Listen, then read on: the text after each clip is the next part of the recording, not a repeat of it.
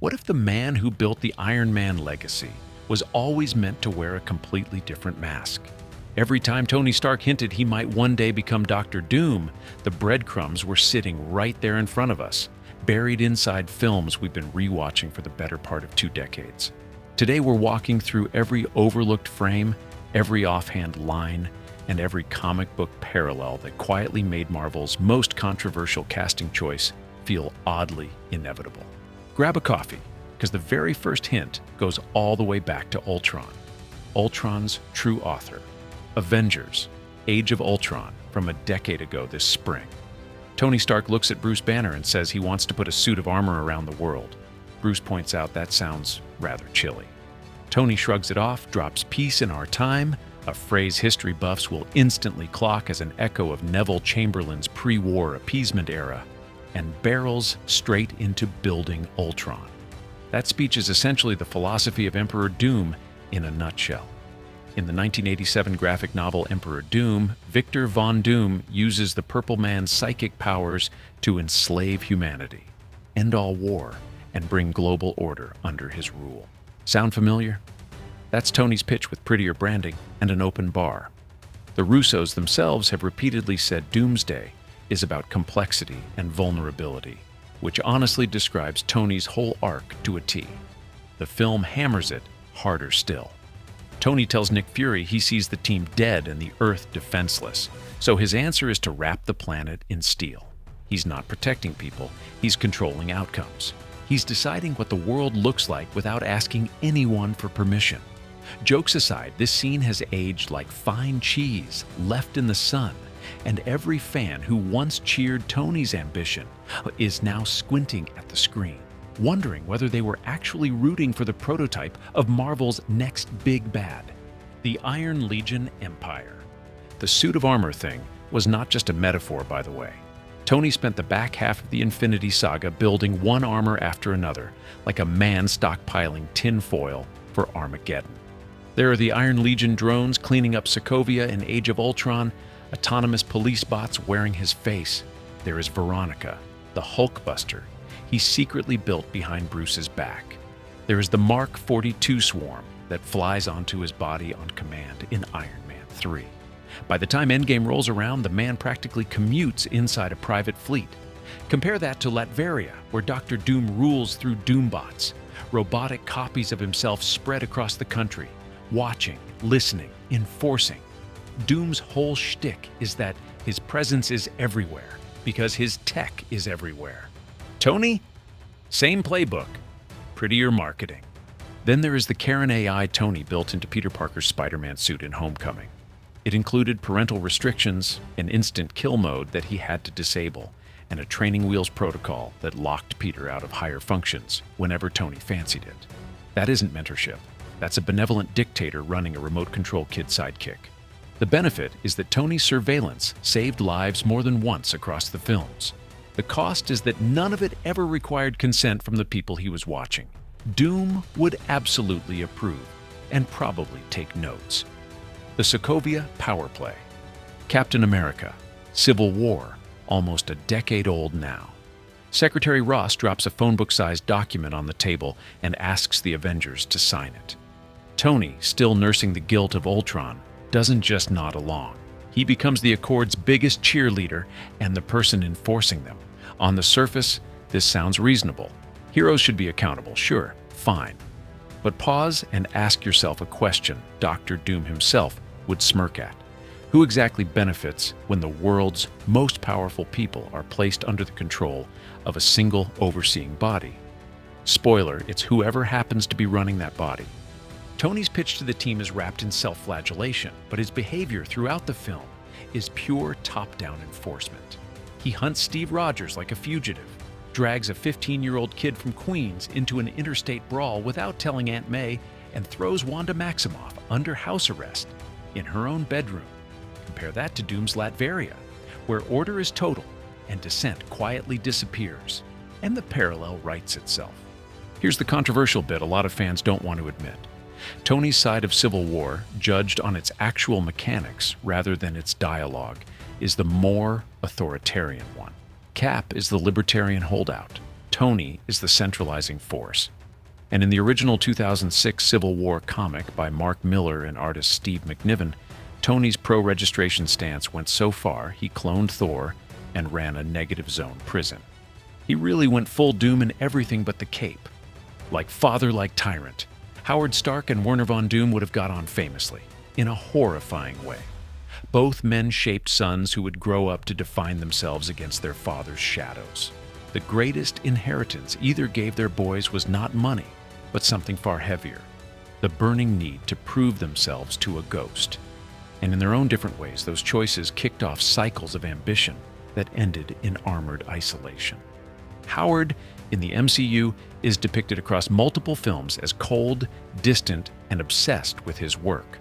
Iron Man 2 reveals he hid the formula for a new element inside the architecture of a model city, leaving Tony to decode it decades later.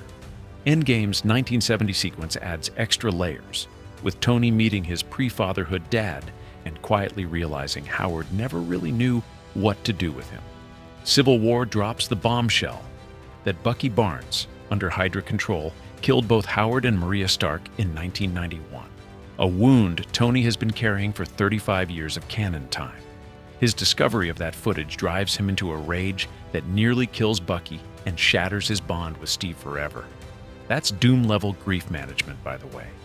Dr. Doom's origin in Fantastic Four issue 5, published over 6 decades ago in 1962, is built on similar bones.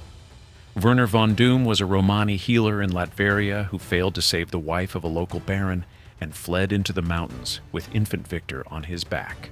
Mother Cynthia made a deal with the demon Mephisto and was dragged to hell. Victor spent the rest of his life trying to free her, building greater and greater armor, never trusting anyone, becoming the very thing he hated. In the Hickman-era comics, Doom often tells Reed Richards that he, Doom, would have been the better father, the better hero, the better man, if life had simply gone his way. Tony Stark spends most of his arc trying to outrun the same insecurity. The Iron Legion, Jarvis Friday, the Iron Spider, and the Mark 85 are every bit a son trying to convince a dead dad he was good enough. Iron Man 3 even gives us Tony in genuine breakdown mode, suffering panic attacks he refuses to name out loud, hiding behind sarcasm and self-medicating with engineering. That, mate, is the same wound Doom carries under his hood. The cracked faceplate. Avengers Endgame, almost 7 years behind us already. The final battle.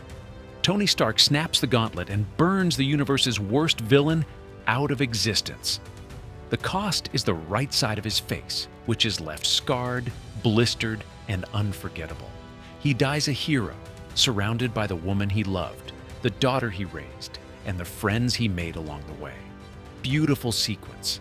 Genuinely one of the great moments in modern cinema. Now look at that scarring with comic book eyes. Dr. Doom's face in canon is mutilated in 2 stages. First, a science experiment at university designed to contact his mother in hell goes catastrophically wrong, leaving a small scar. Then his pride drives him to don a freshly forged mask while it's still red hot, melting the metal into his skin and disfiguring him forever. The mask becomes a second face. Doom is no longer Victor. Victor is sealed away. Tony's faceplate throughout the Infinity Saga functions as exactly the same kind of armor. He hides behind it during press conferences. He uses it as a coffin in Iron Man 3. He weaponizes it in Civil War. And in his final moment, the helmet that has defined him cracks open and reveals a face he can no longer hide. That isn't just symbolism. That's a deliberate echo of Doom's lore staring you straight in the face. There's a slightly cheeky theory floating around fan communities suggesting that the Endgame scarring was an unintentional bit of foreshadowing, given that Marvel only locked in the Doom casting in 2024. The Russos have publicly said Downey was the one person they thought could carry the role's complexity, and Kevin Feige has called it casting against type. The idea is that Marvel saw the visual potential of that scarred Stark face and worked backwards from there. We can't prove that, obviously, but the resemblance is doing a lot of heavy lifting. The good of this hint is its emotional weight. Tony's death is genuinely earned. The bad of it is that, viewed through a Doom lens, the the scar feels less like a hero's mark and more like a baptism into something stranger. The benefit, if you're a fan of long-game storytelling, is that Marvel may have been planting Doom's iconography on Tony's face years before any executive even mentioned the name Victor. Infamous Iron Truth. Just under a decade ago, in October 2016, Marvel Comics published Infamous Iron Man #1, written by Brian Michael Bendis with art by Alex Maleev. The premise was bonkers and brilliant. Following the events of Civil War II, where Tony Stark falls into a coma after losing a brutal fight with Captain Marvel, Dr. Victor Von Doom decides to atone for a lifetime of villainy by taking up the Iron Man mantle himself. He builds a sleeker, deadlier suit and tries to be a hero. Where Tony failed, the comic argues Doom will succeed. For a while, it actually works. Doom rescues S.H.I.E.L.D. director Maria Hill from the villain Diablo. He confronts the Mad Thinker and offers him redemption. He shows up in Tony's lab and has a quiet conversation with the Stark AI hologram, essentially asking permission to inherit the legacy. He even crosses paths with Riri Williams, the new Ironheart. The run lasted 12 issues and was, at the time, one of the strangest reinventions in modern Marvel history. By the end of it, Doom's face is scarred all over again during a brawl with the Hood, and he slides quietly back towards villainy. Heroism, the comic seems to argue, is not something Doom can hold for very long. So what does this have to do with the MCU? Everything, mate. The studio's casting of Robert Downey Jr. as Dr. Doom is essentially Infamous Iron Man inverted. Instead of Doom becoming Iron Man, the actor who was Iron Man is becoming Doom. The thematic DNA is identical: armored genius with a god complex, traumatic origin involving a lost parent, deep need for control, willingness to rewrite reality to get the world he thinks it should be. There is also the Hickman Secret Wars angle from over a decade ago, where Doom uses combined science and magic to save fragments of dying multiverses and stitches them into a single planet called Battleworld, ruling it as a literal god. Avengers, Doomsday, and Avengers. Secret Wars are reportedly drawing heavily from that storyline. The MCU is heading towards a multiversal collision, and the man holding the universe together is going to wear Tony Stark's face. That isn't a coincidence. That's corporate poetry. Tony's Quiet Apprentice. Here's a piece almost nobody connects, and I think it really should be on the radar.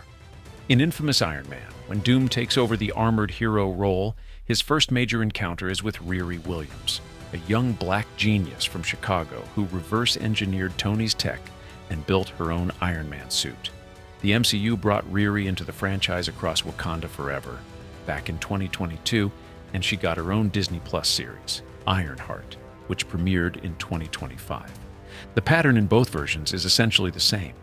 Tony's ghost lingers, a younger successor picks up the mantle, and an older, wiser, scarier figure shows up to mentor or threaten her. In the comics, that mentor is reformed Doom himself. In the MCU show, the writers pivoted Riri instead towards the Hood and a much darker, magical underworld. But here's the spicy bit.